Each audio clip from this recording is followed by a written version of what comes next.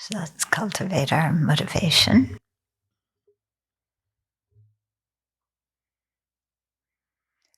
It's important to hold our mind back when it wants to judge situations and blame people.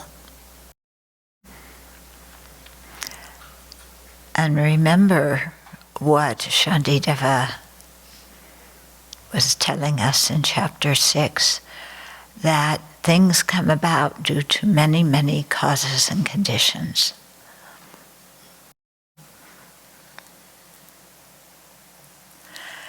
And so rather than get mad at one person and blame that person for everything in the situation, to really look at all the various causes and conditions, some created in perhaps many different previous lives, some conditions ripening in this lifetime,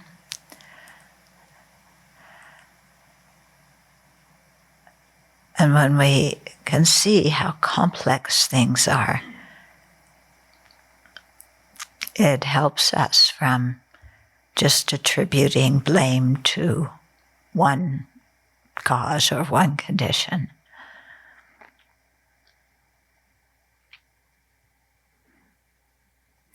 And it opens us to have compassion for everyone in a very fraught situation.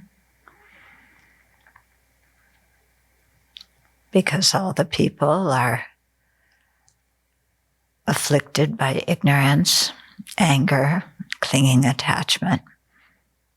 They're all trying to be happy and not suffer. And their afflictive emotions and wrong views control their mind.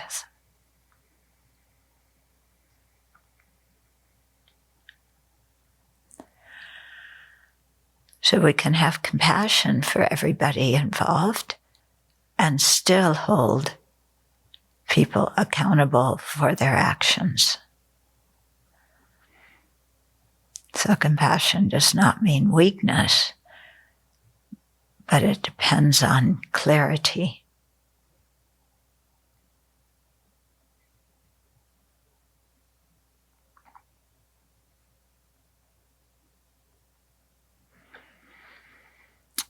And so with this kind of motivation, may we continue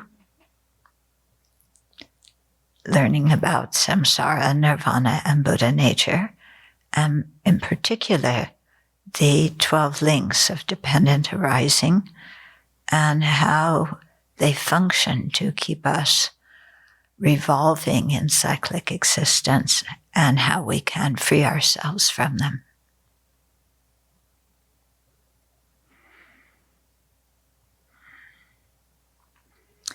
And with that, let's hold the long-term motivation of freeing ourselves and others from cyclic existence.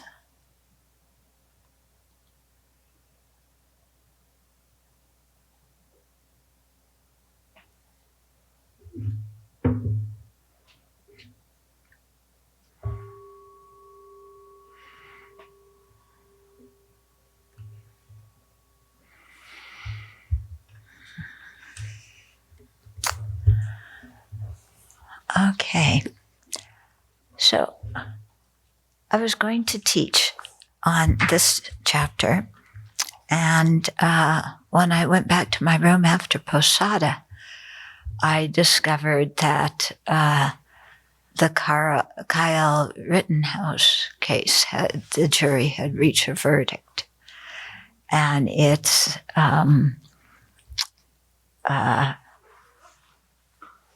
there's a lot of emotion in the country about this now. This is the young man who, the summer of 2020, in Kenosha, Wisconsin, there was one African-American man who was shot in the back by a police officer. who was not even charged in that. The man lived, but he's, I don't know if he's quadriplegic or only partially, but very severely damaged. And then there were riots. Well, there was protests. Yeah, there were protests, and some protesting turned into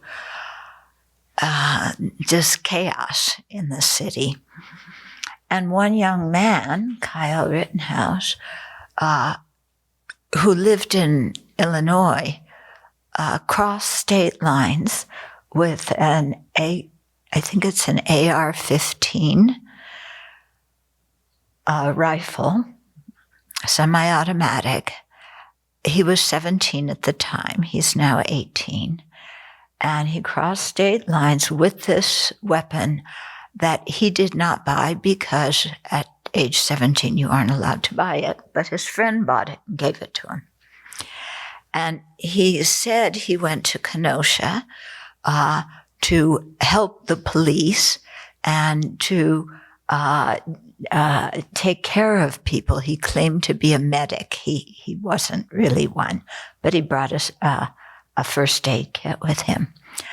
And while he was there, he was walking with some other people with weapons. And it seems like they were kind of a vigilante group. The police, I guess, weren't numerous enough to control the situation. So private citizens armed with weapons went out to help the police. And Kyle wound up killing 2 men and injuring another man.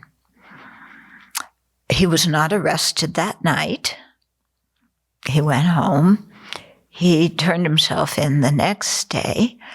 And the trial just happened. It was 2-3 weeks long. And the jury was started deliberating. Did I say that right? Monday or Tuesday, Tuesday. Yeah, and then reached a decision today. So I was thinking about this. I haven't told you the decision yet. The whole situation, you can view it and learn so much about karma from this. Yeah, and I thought it might be helpful, because sometimes people hear about karma and it seems very theoretical. Either theoretical or people think it means fate or predestination, or people think it implies other people deserving to be harmed, or there's many misunderstandings about it. And yet we live, the functioning of karma, which means our volitional actions and their effects. This is the milieu in which we live. It's a natural law, just like gravity is. Nobody created it. Nobody made it up. The Buddha didn't make it up. He just described it out of compassion so that we could become more thoughtful about our actions and consider the results of our actions. So this is an interesting case to talk about karma and also to talk about compassion. Yeah. So here's this 18-year-old kid on trial with 5 charges, he's being tried as an adult, facing life imprisonment. You're 18. Imagine that. Okay. You're 18, facing life imprisonment. There's 5 charges. The most severe was life imprisonment. I'm not sure about the other ones, but it was, definitely some heavy-duty charges. Okay.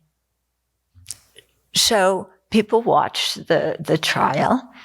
There was a lot of commentary on it. The judge was kind of a character. It looked to some people like he was favoring the defendant. Yeah.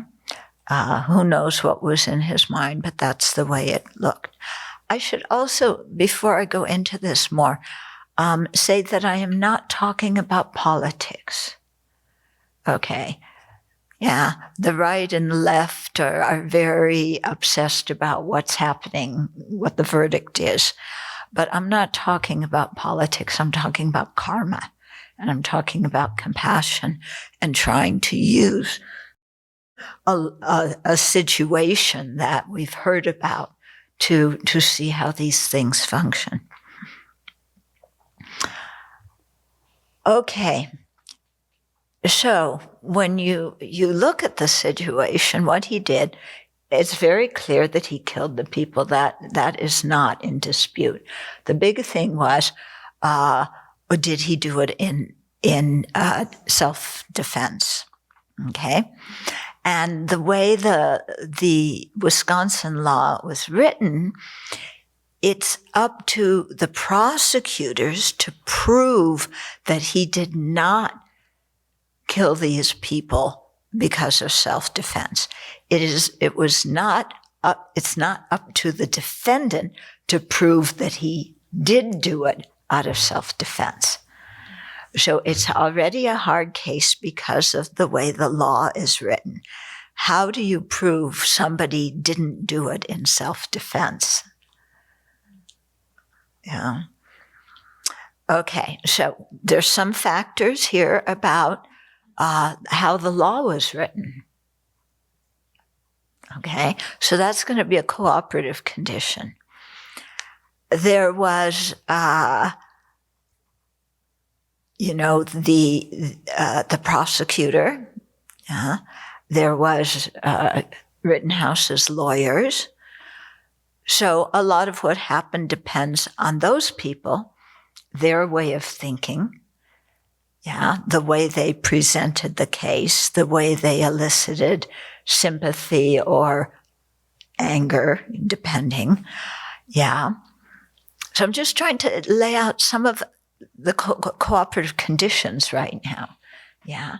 There was his mother in the room. Okay. His father apparently lives in Kenosha. We didn't hear much about him, but the mother was in the room. You can imagine how any mother would have felt if their child faces life imprisonment. The mother was interesting. She did a Fox News interview, and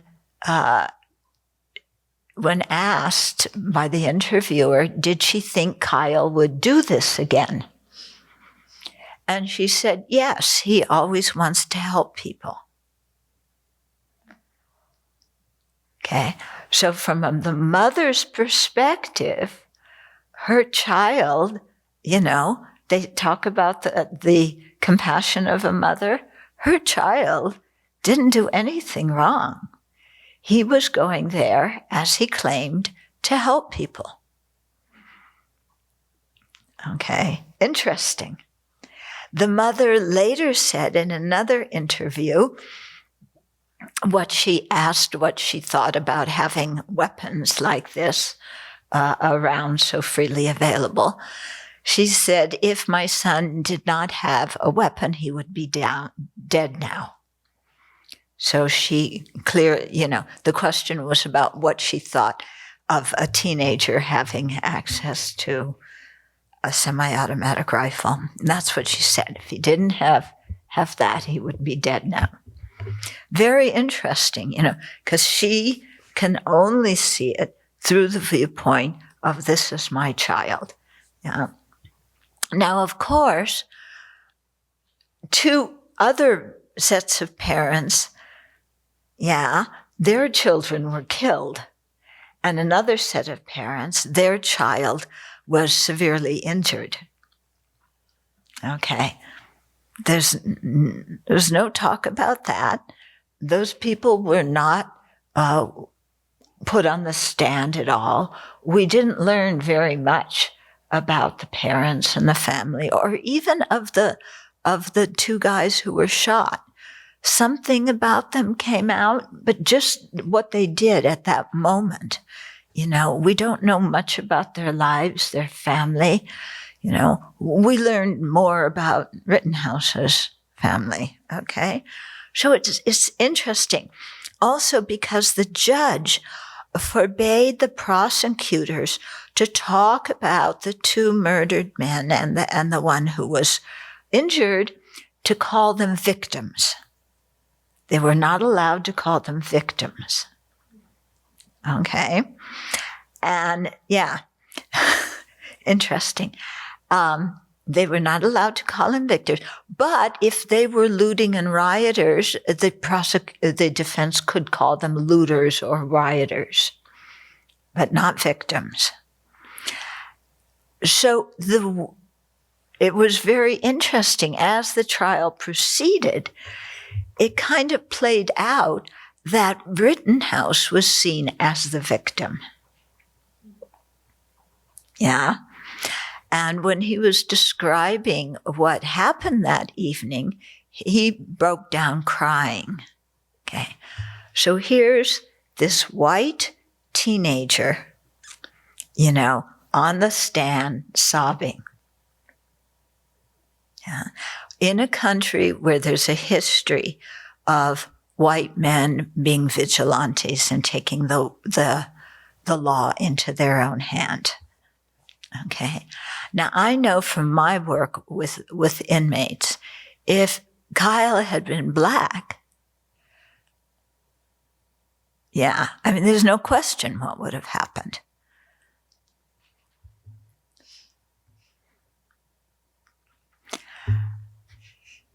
Okay. So you see these different circumstances, what family somebody is born into. Yeah. How their parents think. I wonder if the mother, when Kyle came home with this AR-15, said, "Good. My son," because he said he was going out to protect the country. And he's become kind of a right-wing hero as, here's this young man who's a patriot who wants to step up and help the police. And now he is being blamed for murder. But he was doing this to serve the country and to protect the property of, there was a car dealership. He was protecting the property there so that it didn't get damaged. And so somehow his protecting the property was, a good reason for being there, even if it was at the expense of 2 dead people and a 3rd injured one. So the jury came back with a not guilty verdict on all the charges. I had thought somehow they must, convict on something, but they didn't. It seems like the judge, the way he described the sentencing and what to look out for, it was quite unclear, because he kind of indicated if you find not guilty on one charge, then the not guilty goes for everything. Then everything is kind of solved. But that doesn't make sense to me, because you could be on one defense, on one shooting, acting in self-defense, but not in the next one. Okay. Okay, so it came back. Yeah. So some people are very happy. Some people are very upset. Yeah. Now, then you look, what kind of karma got all those people involved in that situation? Okay, so Rittenhouse, a young man who has no problem firing guns. Yeah, I've never touched a gun. I never want to. Okay. He has no problem in firing them. So to me, that suggests maybe and the ease with which he shot people, and he missed a few people too. Yeah, a few people he shot at and he missed. That suggests to me some familiarity with weapons from a previous life, maybe some tendency to fire weapons and kill people from a previous life, because one of the karmic results is the habitual thing to do the action again. Okay. And then, of course, you have two people who were killed. One was 26, one was 30 something. Okay. Both not very old. And so, like I was talking this morning about you have some karma to live your life, and then another karma comes and ripens an untimely karma and cuts your lifespan short. So I think for those two people, that's what happened. So that indicates that they might have been involved in violence, or probably were involved in violence against somebody else in a previous life, created that karma. Okay. Yeah. So they had that karma. The one who was injured, had some karma to be injured, but not to die. Yeah. So maybe he was violent in a previous life, but not quite so violent. Okay. So you have all this whole configuration of people now from different backgrounds, different races. All three guys who were shot at, 2 killed, were white. But all this happened in the context of protests against what happened with Blake. He was also young, he was quite young. And his children were in the car when the police officer shot him in the back. Okay. If you get shot in the back, usually people wouldn't think you were an immediate threat. So there's some racial something.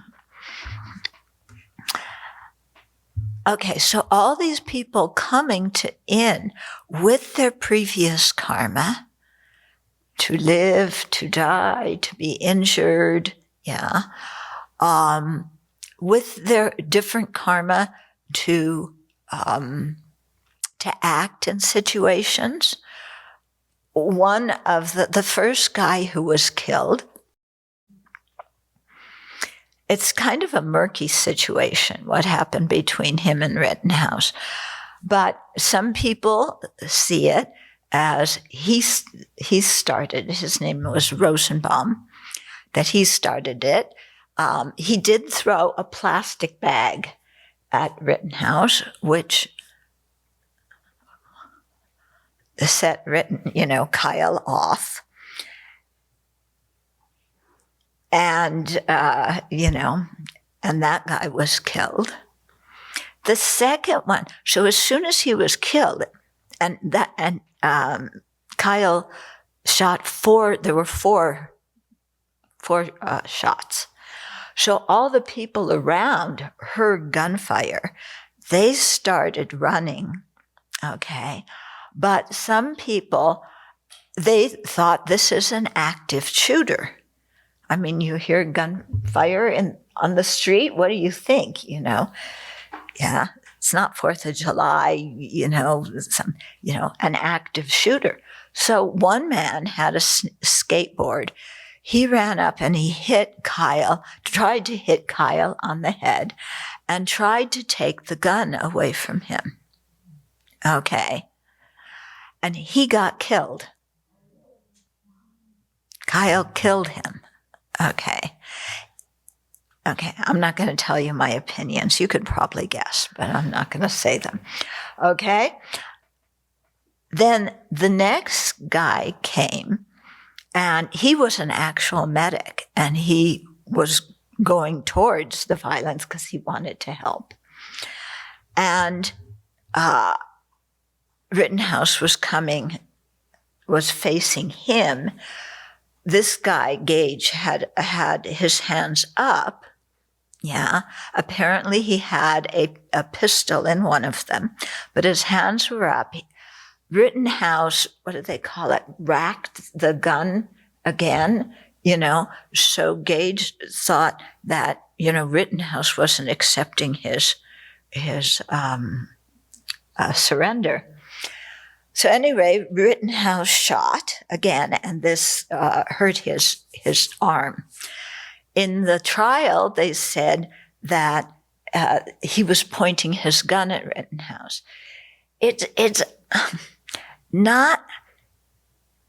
not really, you don't really know. Was his gun pointing there, or was he just lowering his arm, or was it his arm was shot and immediately dropped, so it looked like he was aiming his pistol at Kyle? Who knows, because the whole thing happened so quickly. Okay, so those were the charges were, the 2 murders and then entering the 3rd one. Okay, so all these people coming in with their previous karma for long lives, short lives, their karma to be born as one race or another race. Everybody was white in this situation, yeah. The kinds of families they were born into. The guy who was injured, when he had his pistol, the prosecutor said, "Why didn't you fire it? And protect yourself," because Kyle was aiming his rifle. And the guy said, "That's not the kind of person I am. That's not the kind of person I want to be." Yeah? So all this thing, some of it from previous lives, some of it what was going on that evening, especially the fact that there were other people there walking around with their guns. Yeah. Okay, so some people are mad and some people are happy. And I look at the situation, I was thinking of what is Kyle's life going to be like? Okay, so here was a situation.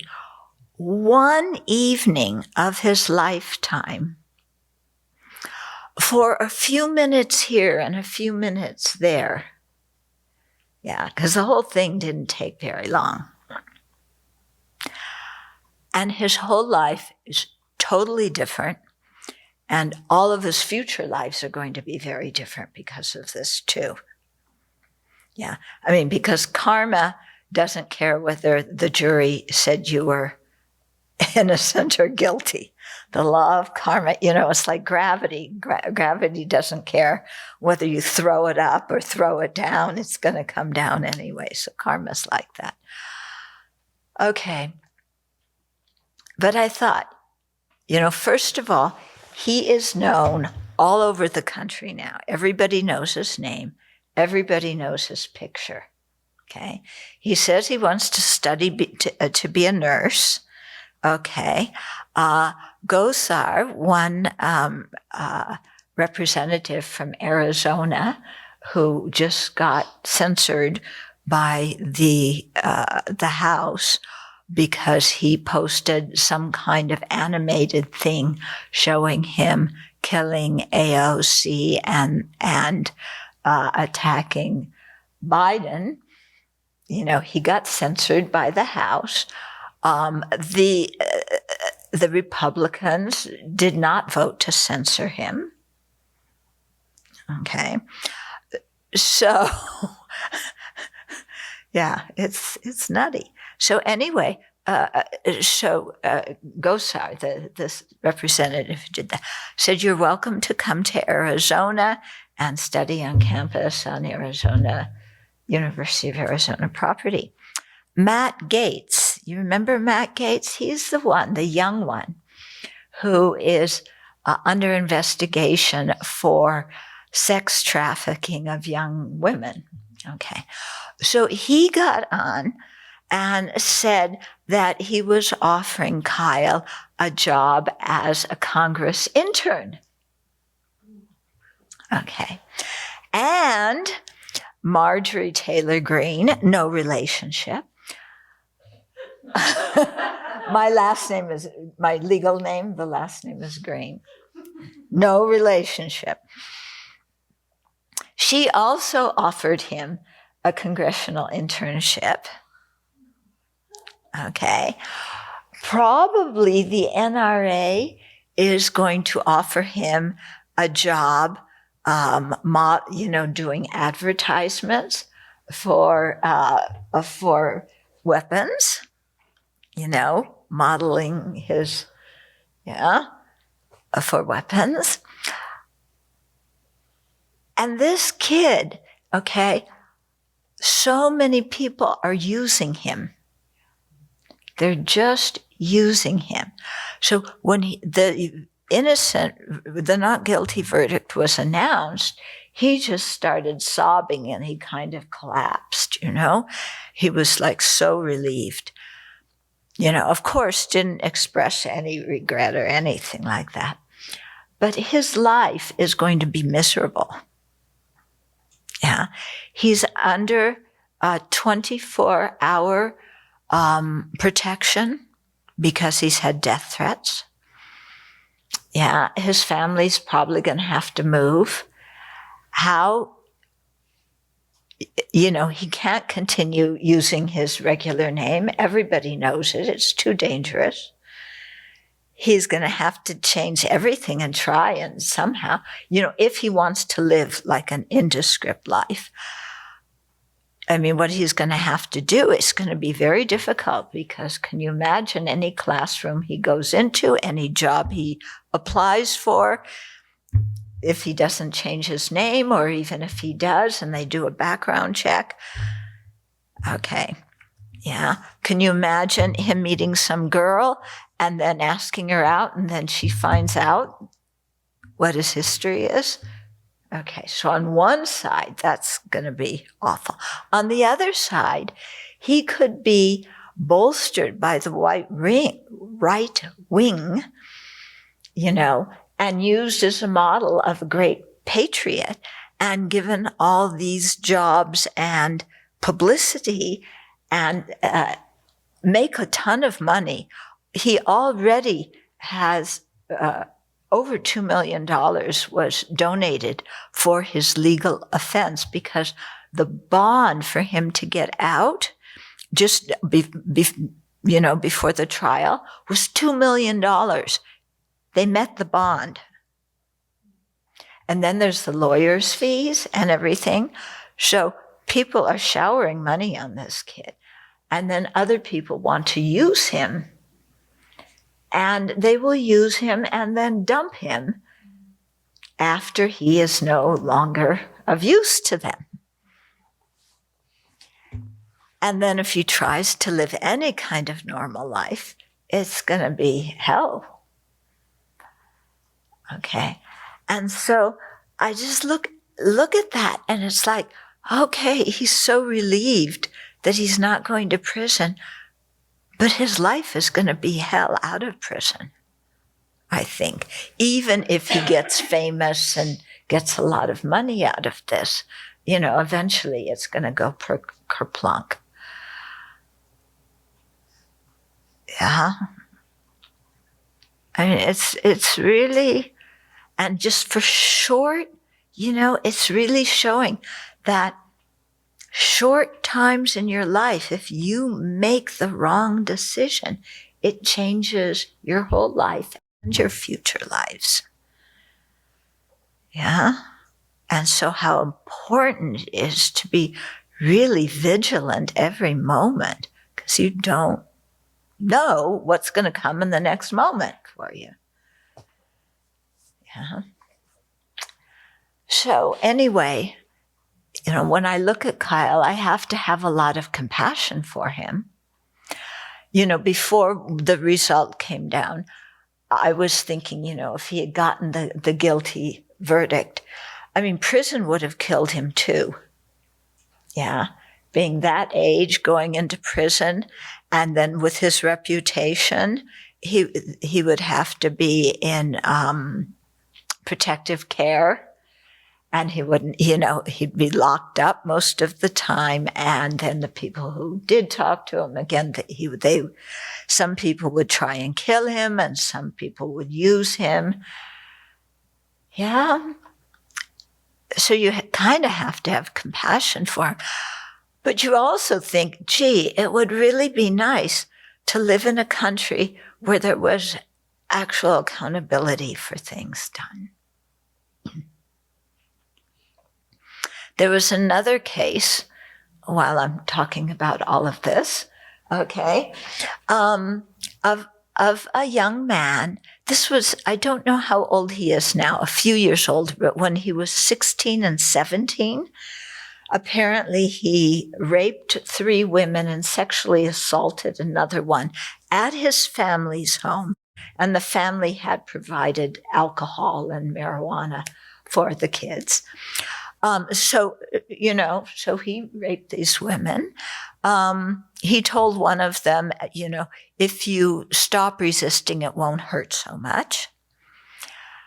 Okay, so, yeah, thank you. This is from Aspen, I think. It's from Aspen? Colorado? Yeah. It sounds like it. Yeah. So he was from a white, wealthy neighborhood. Yeah. And the judge contemplated, he said he prayed on it, and said that prison was not suitable for this young man. And so gave him 8 or 9 years of probation.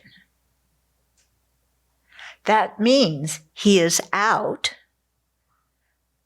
Yeah, and he has to register as a sex offender. But he is out, and he clearly has mental problems and needs a sex offender program and needs his actions to be controlled, because otherwise he's going to go out and rape some more people. But the judge thought that prison wasn't good for him, and as far as I know, didn't even prescribe a sex offender program.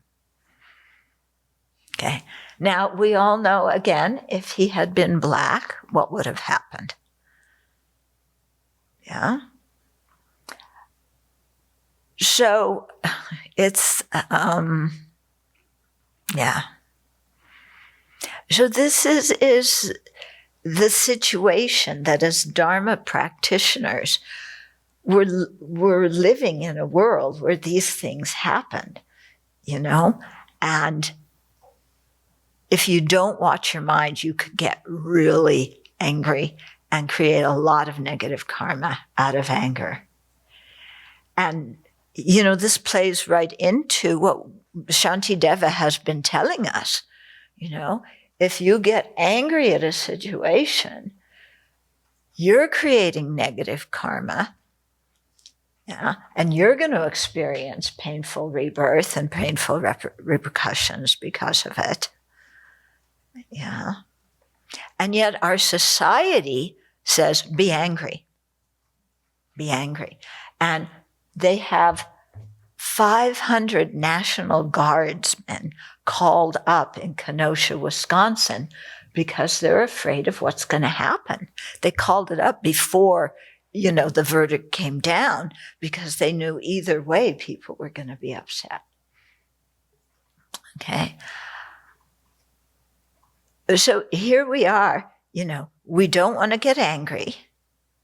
We want people to be held accountable. But we also know that imprisoning somebody is not necessarily going to change them. It may protect society from them. And that's a legit reason in my mind to imprison somebody, to protect society and to protect that person from creating more negative karma and more cause for more lower rebirths. Yeah. But to do that without anger, without hating them. Yeah. And then also to realize that even somebody who was found innocent is going to have a very hellish human life, not a happy one. And so to have compassion, and yet, I really pray that we don't see Kyle again in front of another jury for killing somebody else because he's taken his AR, whatever, out on the streets as a patriot, to help society. Okay? So our job in all of this, our first job is to keep our own mind steady and not go to anger at whatever side you want to be angry at, because that is not going to help anything. Yeah. We could go out and protest. I don't know how much that helps. I mean, it brings attention to a cause, which is good, but it's certainly not going to change the results of this, of what happened in this trial. We can vote to try and get good people in office who will create reasonable laws. That's something we can do.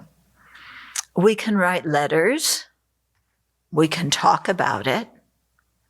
Yeah, I'm talking about it now in an attempt to help who is ever listening not to get angry.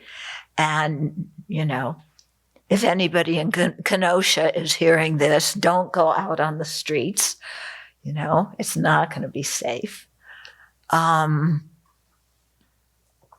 then, to really talk about gun violence in this country and what we need to do. Because what's also interesting, I was thinking about it, if this had happened when I was 17 years old, it would have been totally different. The country was not awash with guns when I was 17. Very few people had it. So all this is also dependent on the one Supreme Court case in which I think it was somebody in Washington, D.C., fill me in on the details if you know. And he brought a case that you should be able to have a gun outside of your home for self-defense. And the Supreme Court ruled yes in his favor. Do you remember what year that was in? I don't. It was a number of years ago. So this whole thing depends on that too. Because when I was 17, nobody had legal permission to do that. And you couldn't go buy a gun at Walmart. Okay? And at the time I was young, the NRA was there to teach people how to have gun safety, not to encourage more people to buy guns because out of fear that the government will take them away. Okay? So how do you avoid the fear of the government taking away your weapon? You buy a weapon. And then, of course, you use your weapon to defend all these people who are not white Americans from taking your land and your property. Okay. But, I was born in 1950. The 50s, people were so relieved to be over the war. They were it was like a time of prosperity, simply because people were just so relieved that World War II had ended. And now what you read people saying in the newspaper, it's like some people in this country are really eager for a civil war, because people's minds, I won't say what gender, you can guess, feel that war, war it's cool. Carrying around a weapon is cool. And this is your purpose, to be a patriot and fight enemies. But the enemies are often of your own creation. Yeah? But this is all a function of the ignorant mind, isn't it? How our enemies is right along the line of your BBC today, Venerable Thubten, about somebody is other, and then, based on very superficial things, we put them into friend, enemy, or stranger category. And then we have anger, attachment, or indifference. So our job is to see this with clarity through the eyes of Dharma, so that our minds are steady and remain in a neutral or a virtuous state.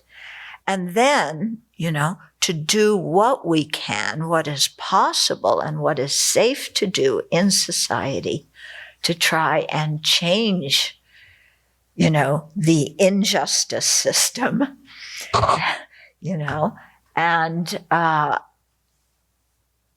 and prevent this kind of thing from happening in the future. Mm-hmm.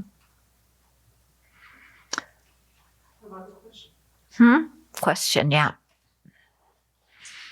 So the erroneous misconception of this particular thinking that this is considered patriotism and whatever, acquired obscuration, and can it be a collective karma that this thought is rising in the minds of people due to? Yeah, it's an acquired affliction, developing this image as a patriot.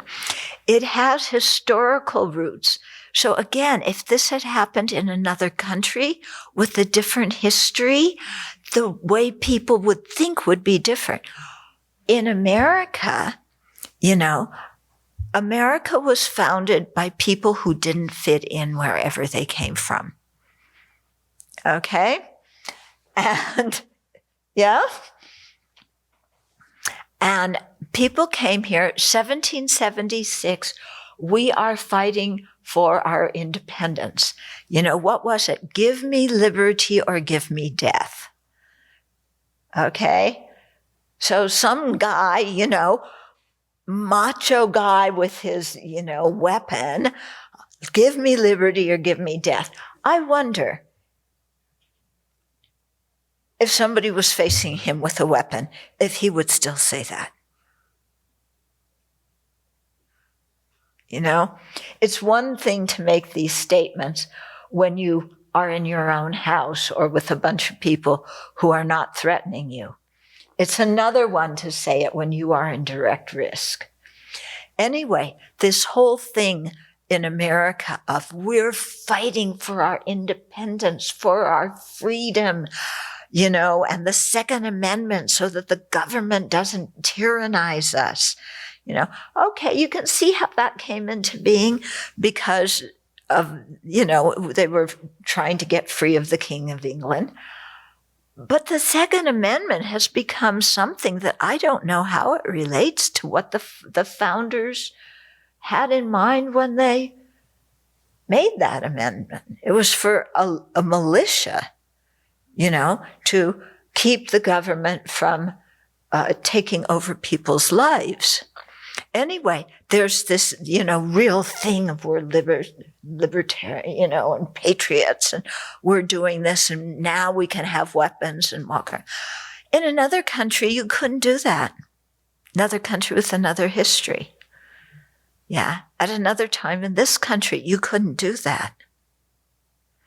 So it's so interesting how you have so many different things coming together. Yeah.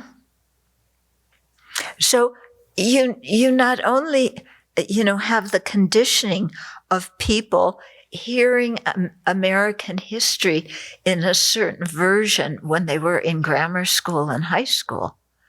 Do you remember what you were taught about American history? Yeah. Was America ever responsible for anything negative? Never. Never. We were the one free society, Nobody knew what happened to the indigenous people in this country. That wasn't taught. Or if it was taught, they were being civilized. Nobody talked about what slavery really was and what was going on. Okay. Unless maybe they were happy. It's crazy. So you see so many causes and conditions, and coming from so many different people's minds. Yeah. That influence how different people grow up and what they think is true and how they see themselves fitting into it. Yeah. So this whole group of people now who want to be patriots. And do you remember when the, what was it called? The ones who were wearing the triangular hats, the Republicans. What? Tea Party? Tea Party. Yeah. So Tea Party, again, after the American Revolution, and going around wearing the three-cornered hats, we're patriots, and we're fighting to get the government, out of our lives. Although the government really would like to be in people's business. These people want the government, not in people's business. Many of these people who don't want the government in their lives would like the government to be in other people's bedrooms. Yeah. Isn't it? Yeah. Gender, sexuality, bathroom you're using, who you love. Yeah.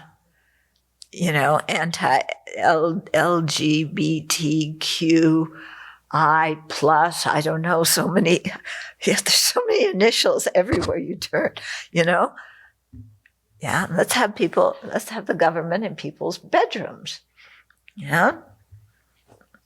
But, okay. So all of these different conditioning forces, and you can't find one thing to say this was the origin of all of this whole situation. You can't find one thing in this to put your finger on and say this started it all. And this made it happen like this. And the only thing that comes close is the ignorance in sentient beings' minds. Yeah? But as far as everything else, very different, so many conditioning factors. Okay. Any other, yeah. I think too, the teachings on karma and especially the 10 non-virtues are really so helpful as a compass for what is actually helpful and beneficial. Mm-hmm. Because of ignorance, we see it's totally distorted. I was raised to be very patriotic, and that meant supporting the death penalty, supporting laws like detention without trial that are invoked in the government to protect the nation. As I worked there were so many things we did to protect the nation. Mm-hmm. And I was like, wait a second, this is morally corrupt to me. Mm-hmm. And there's no space to talk about it. So it's interesting for me to see the same exercise of power here it's not detention without trial, but it's the use of the entire jury system for a group in power to advance its interests. But it's morally corrupt. I mean, yeah. Yeah, there's a big difference between what is legal and what is ethically pure. Big difference. Yeah. I'm also wondering about the karma that these judges have created and how, they have this responsibility to uphold the law of the country, but they have interpreted it in a certain way because they have the power to do that. Yeah. And I'm just wondering, as citizens, you mentioned a number of things we can do, but certain levels of judges, you don't vote for them, right? They're put into power. Some judges you vote for, and some are appointed. Right. And what to do about the ones that are appointed? And how does a regular citizen, for the ones who are appointed, then you have to vote for the people who appoint them. That's how you would get access or complain to those people who appointed them. Yeah. For the ones that were elected, there was another, in Northern California, remember the case of was it the Stanford guy who was swimming and who sexually assaulted this woman, and when she was drunk and she found out about it. This was the one where she was found, two guys who were walking by found her behind a dumpster and took her to the hospital. Yeah. And, And in this case, the judge said, because he was a Stanford student. Stanford's a comparable to Ivy League, but it's on the West Coast. And he was a swimmer, so he's a sports guy. And he's from a white, well-to-do family. And so the judge, he didn't convict him. What did he do? It was something comparable to a slap on the wrist. Anybody remember what it was? Yeah, his father made the very wise statement of, he was just looking for some action that night.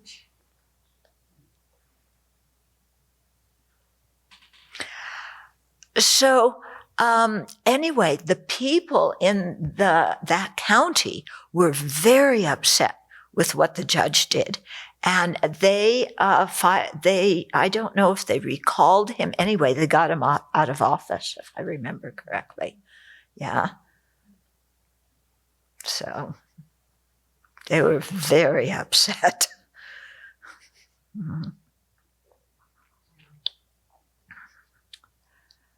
Okay, shall we start this evening's teaching? Not yet. Okay. Yeah. It's amazing to me how much power judges have, because we pretend like the law is clear and, if you do this, you get that. Yeah. But there's so much of a range of how it's interpreted and applied, and judges have so much power. Yeah. So that seems a bit dangerous to have a system like that. Yeah. But in some ways, it's good the judges have power, because if you just have mandatory sentencing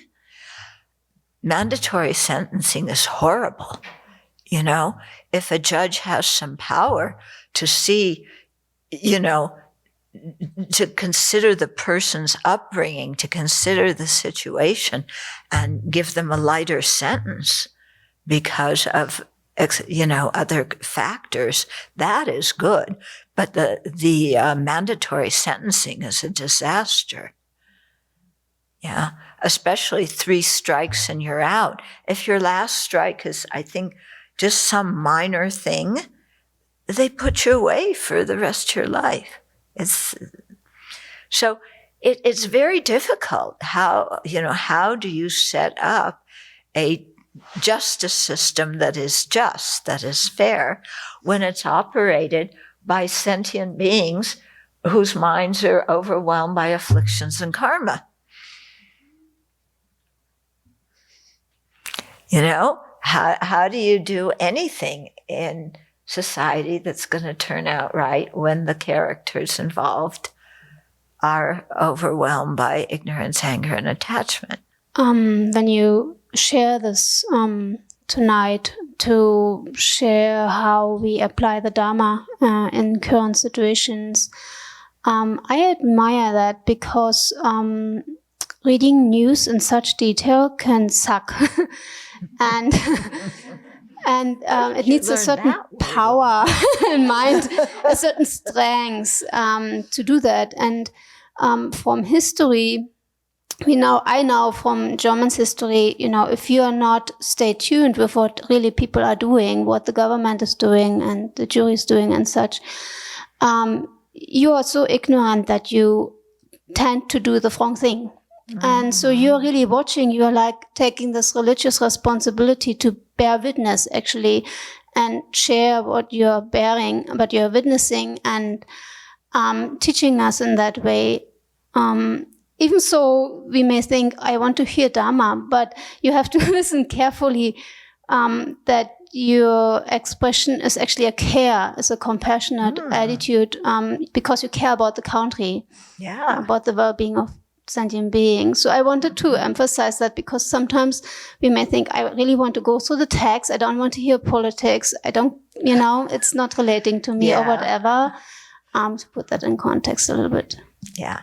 And I'm sure I'll get lots of negative mail coming in, because people will think it's about politics. But like I said, for me, it's not about politics. Yeah. It's about ethics and about compassion. Yeah. I find it helpful to hear about these sorts of stories and reflect on karma. And I can think about what I was like when I was that age and how many bad decisions I made and the times that I didn't face consequences. And I was very lucky. I was very fortunate. And so as much as, normally it might just be thinking about how wonderful I have the karma to have this precious human life and to be in this place practicing the Dharma, even just saying how fortunate I was that when I was 17, I didn't make a mistake that, maybe would have put me in jail or maybe would have, really impacted my life in such a way that the Dharma would have never would have been a possibility. Yeah. So that for me is always really striking. Yeah. Yeah. Because when I look at what I did as late teenage, early 20 years, I'm very lucky too. I didn't get hurt really bad. I could have. Yeah. So, there's this decision to put yourself in a bad situation. And then there's is there the karma that you experience suffering from it? Or is there a karma, that you're not going to experience suffering from that, but it will impact you some other way or whatever. Yeah. And then how we grew up and, things I did, other people would never do. And things other people did, I would never do. So, we all grew up and being raised with different things are okay or not okay. And, yeah. Even as you were describing the whole thing, I kept thinking that underlying it all, there's this fundamental difference between a mind that's committed to nonviolence and a mind that believes that violence is the only way to protect or care for. Yeah. So even that genuine wish, I want to go help, and the way I help is I carry a gun, is not based on a mind that's oriented toward nonviolence, and so everything spins out. It's not based on a mind oriented toward nonviolence. Yeah. Right? So everything spins out from that, from the fundamental kind of ethical view. Yeah. And how does that come about? Right? Yeah. Even that karmic ripening somewhere along the line, you get a different orientation. So the complexity is overwhelming. Yeah. And the whole teenage culture that when you're a 17-year-old boy, it is cool to have a semi-automatic weapon and walk down the street with all the men who also have weapons, and to think that you are a patriot protecting the country. that's, wow, if you have that self-image. Because teenage years, we're all so insecure and looking for something to become, to, create who I am, because we have our minds are nutty in teenage years, although we think that we know almost everything. Yeah. So when you think about that, and that in this country in particular, what is considered cool for a teenage male, Now, do you think one of his female classmates would do that? I don't think so, Maybe you might find one in 1,000, but no, this is the way that boys are brought up. This is cool. Is it? Is that true, guys? Yeah. Huh? What? Not so much in Canada. Not so much in Canada? Well, we heard some news about things going on in Alberta that. It's entirely possible. There's lots of guns in Alberta. Yeah. So, okay, let's do at least. Okay. Let me, because we stopped in the middle of a section last time. Okay, so we're on page 158. So I want to go over this Rice Seedling Sutra quotation, which is quite famous. Okay, the Buddha said, "Monastics, he who understands this rice stalk can understand the meaning of dependent arising. Those who know dependent arising know Dharma. Those who know the Dharma know the Buddha." Okay, so you read the first sentence. He who understands this rice stalk can understand the meaning of dependent arising. And you go, huh?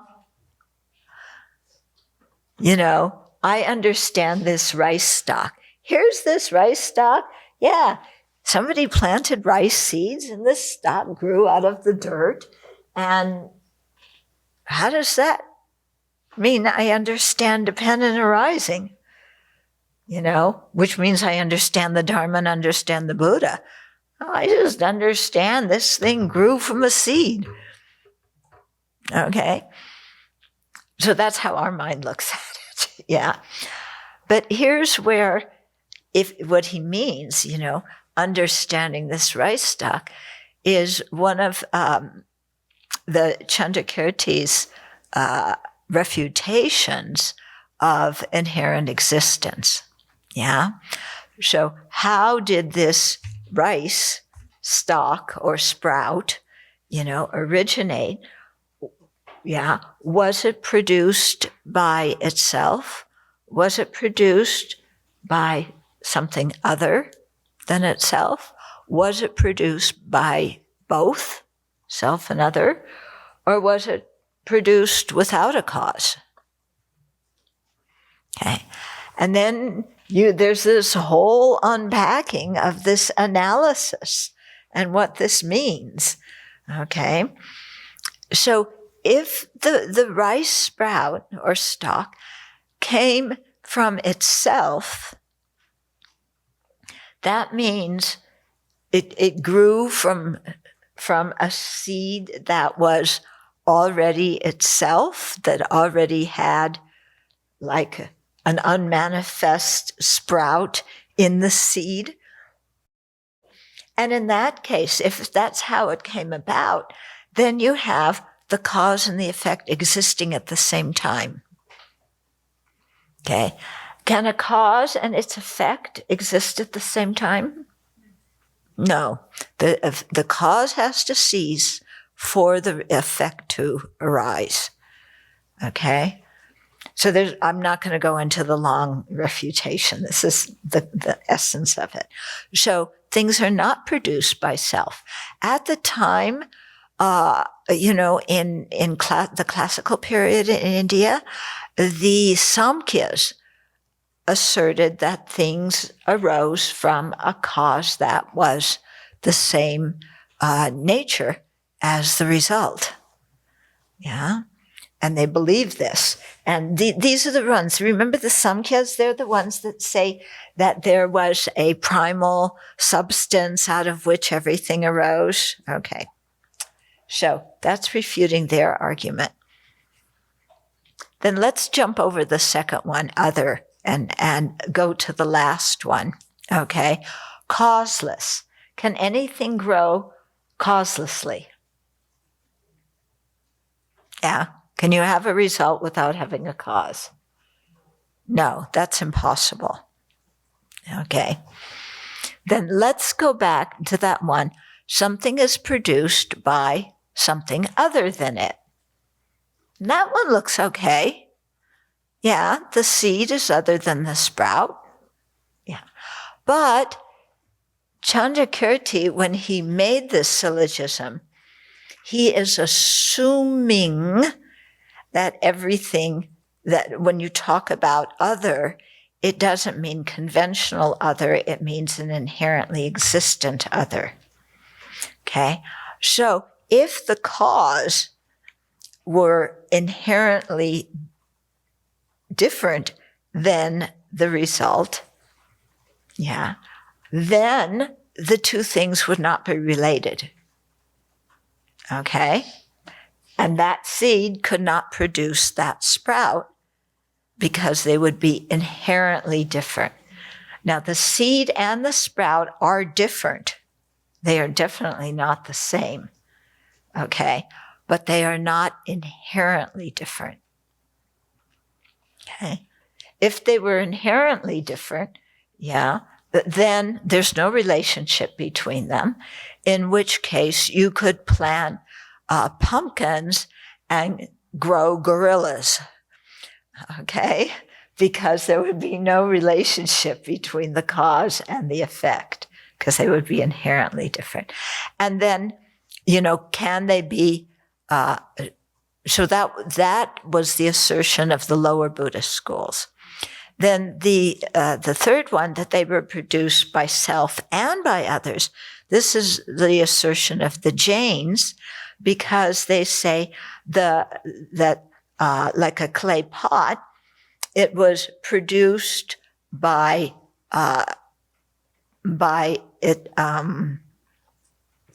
itself. It was the clay that was there became the clay of the pot. So it was produced by itself, but it was also produced by other because there was a potter involved. But the thing that's wrong with that is if it wasn't produced by an inherent other and it wasn't produced by self, then it couldn't be produced by both of them. Okay, so there's this whole long thing. I just gave you a 20-second review, but there's, pages and pages if you look at it, illuminating the intent. Huge section about this, okay? And this was, this verse that talked about this is the first verse in Nagarjuna's Karikas. In no place at any time is anything ever produced by self, other, both, or causelessly. Verse 1 in chapter 1, okay? So it's talking about that.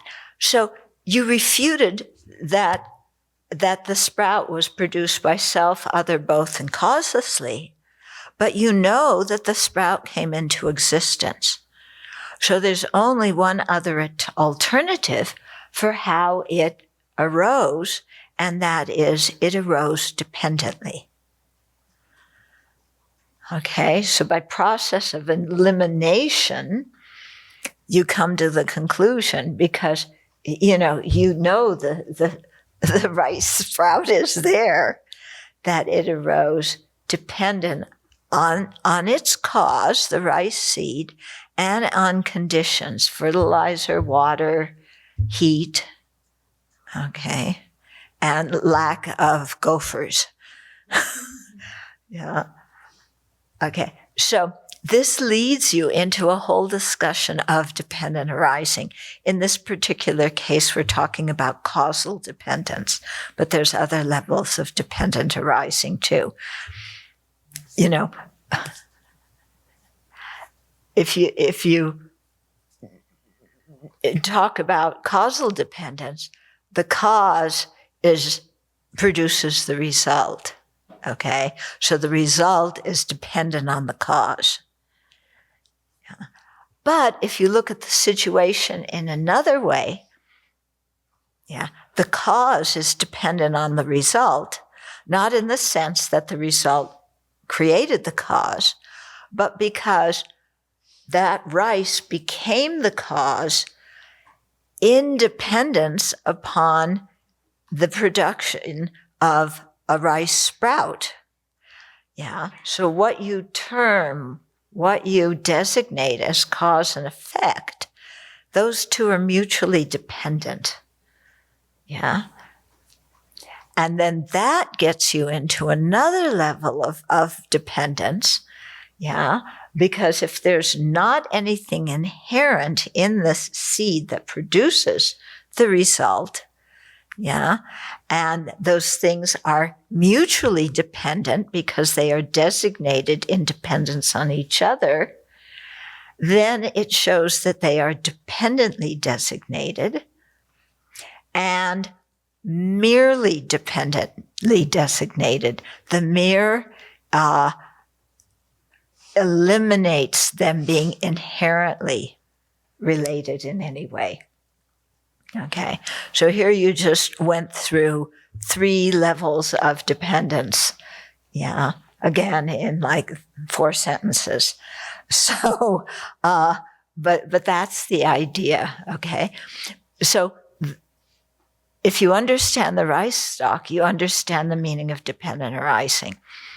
If you know dependent arising, and here we're talking about all the various forms of dependent arising. Okay, causal dependence, mutual dependence, dependence on parts, dependently designated, merely dependently designated. There's all sorts of dependence. Okay. So if you understand that well, then dependent arising becomes the reason that establishes the emptiness of inherent existence. Why do things lack inherently existent? Because they're produced dependently. Okay? And how that works is if something were inherently existent, it would exist independent of all other factors, of causes, parts, the mind that conceives and labels it. Okay? So if something existed inherently, it would exist totally independent of everything else. Yeah. But we just saw how things are dependent. So then they can't exist inherently. Yeah. So you know emptiness, you now know the ultimate nature. Okay. And so those who know the Dharma, yeah.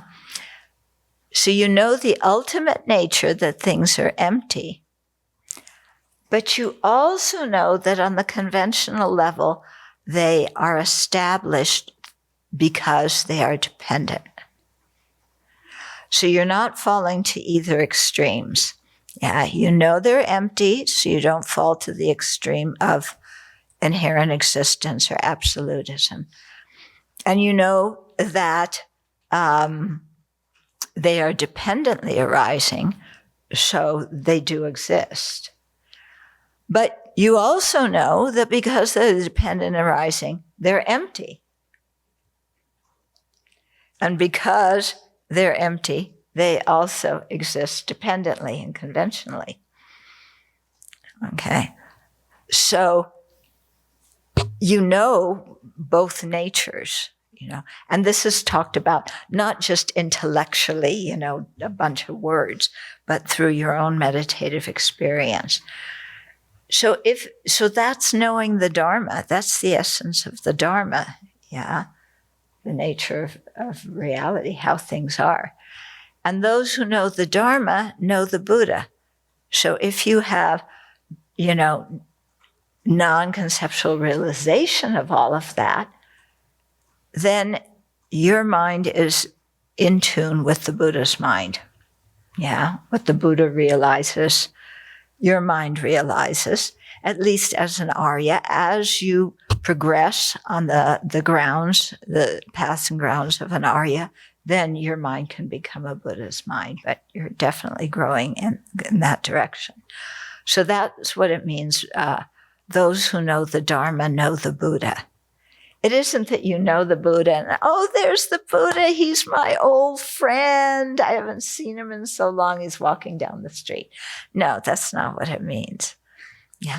In fact, when the Buddha was alive, there was one old man, he might have been a monk, I can't remember, who he was dying, and the Buddha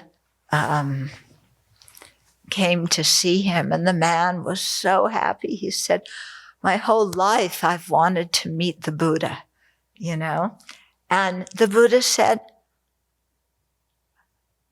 why are you so keen about seeing this body made of flesh and blood? It's just a body. Why are you so keen about seeing that?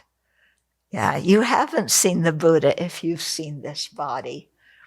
Okay, so seeing the Buddha has, it doesn't mean here with our eyes, it's seeing the Buddha here in our heart. Okay, so we did one paragraph. And we will take up with the rest of that afterwards. Any other questions or comments before we start? Okay, then we'll dedicate. Okay, so when we're dedicating tonight, let's keep everybody involved in this whole messy situation in mind and really hope that there's no violence because of it. Yeah. And let's also dedicate for Venerable Munsel's dad. He's in ICU. Yeah. So let's dedicate that he recover quickly.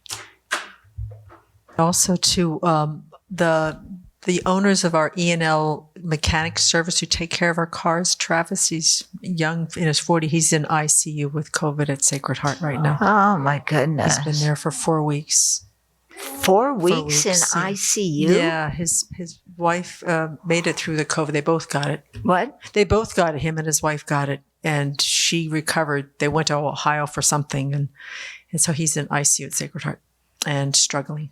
Wow. And he's the guy who works in... He's the owner of the mechanic shop that we take Munsell and Kennett. In Newport. Yeah. So I just found that out tonight. So I told them we'd keep him in our prayers. Good.